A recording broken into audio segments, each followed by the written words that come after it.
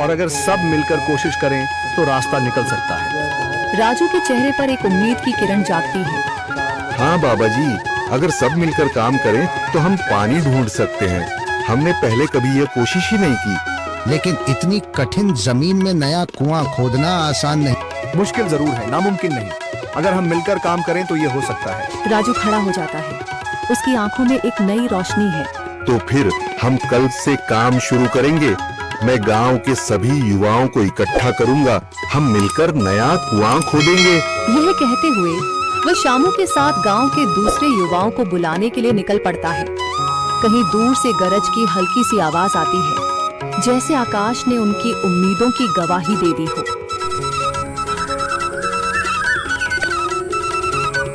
अगली सुबह राजू और शामू गांव के युवाओं को इकट्ठा करने निकल पड़े। चौधरी महेश की हवेली के सामने एक भीड़ जमा है। बाबा जी, संदरी, गांव के कुछ बुजुर्ग और किसान सभी मौजूद हैं। हम हाथ पर हाथ रखकर नहीं बैठ सकते। अगर अल्लाह ने हमें हिम्मत दी है तो हमें खुद पानी के लिए मेहनत करनी होगी।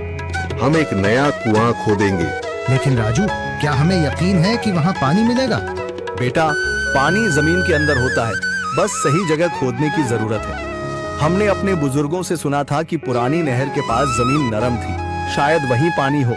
बाबा जी सही कह रहे हैं। अगर तुम सब यह काम करने के लिए तैयार हो तो मैं अपने कुछ मजदूर भेज सकता हूँ। धन्यवाद चौधरी जी, लेकिन हम सब खुद भी मेहनत करेंगे। यह हमारे गांव के अस्तित्व की लड़ाई है। संदरी, जो अब तक चुप थी, आगे बढ़ती है। हम औरतें भी पीछे नहीं रहेंगी। हम पानी लाने की व्यवस्था करेंगी, खाना बनाएंगी, ताकि तुम सब आराम से काम कर सको। यही हिम्मत चाहिए थी संदर। पूरा गांव एक नई उम्मीद के साथ की तैयारी में जुट जाता है। दूसरी ओर कुआं खोदने का काम शुरू हो चुका है। राजू, शामू और दूसरे युवा बेलचे चलाने लगते हैं। मिट्टी बाहर निकाली जाने लगती है। तेज गर्मी के बावजूद सब पूरी हिम्मत के साथ जुटे हुए हैं। दोपहर की तेज धूप जमीन आग की तरह तप रही है। गांव के लोग लगातार कुआं खोदने में जुटे हैं। हाथ छिलने लगे हैं, माथे से पसीना बह रहा है, मगर किसी ने हार नहीं मानी।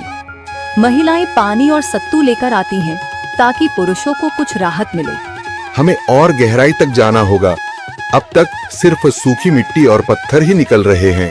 राजू, यह बहुत कठिन काम है। अगर हमें पानी न मिला। अल्लाह मेहनत करने वालों को कभी निराश नहीं करता बेटा। तुम सब अपनी कोशिश जारी रखो, पानी जरूर निकलेगा।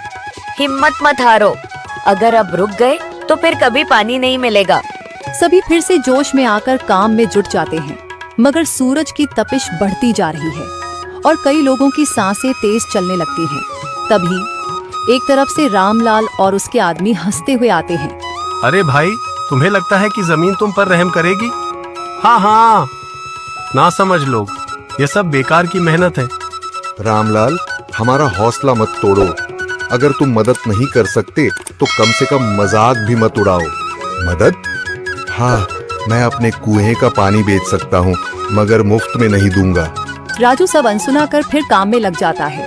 शाम होने लगती है, लेकिन अभी तक पानी का नामो निशान नहीं। कुछ लोग मायूस होकर पीछे हटने लगते हैं। राजू, शायद रामलाल सही कह रहा है। यह सब बेकार है। नहीं शामू, हमें हार नहीं माननी। अगर आज हार गए तो फिर कभी हिम्मत नहीं कर पाएंगे। तभी अचानक फावड़ा किसी कठोर चीज से टकराता है। एक अजीब सी आवाज आती है। राजू चौंक कर देखता है और जल्दी जल्दी मिट्टी हटाने लगता है। अचानक एक ठंडी लहर महसूस होती है। सभी लोग दौड़कर आते हैं। जैसे जैसे मिट्टी हटती है, नीचे से गीली जमीन नजर आने लगती है। सब हैरान रह जाते हैं।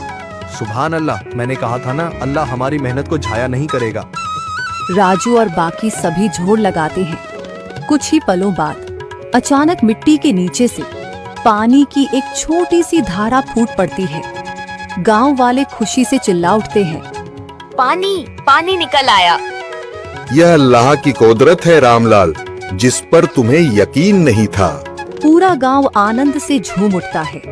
लोग एक दूसरे को बधाइयां देते हैं। औरतें दुआ करने लगती हैं। कुछ दिन बीत चुके हैं।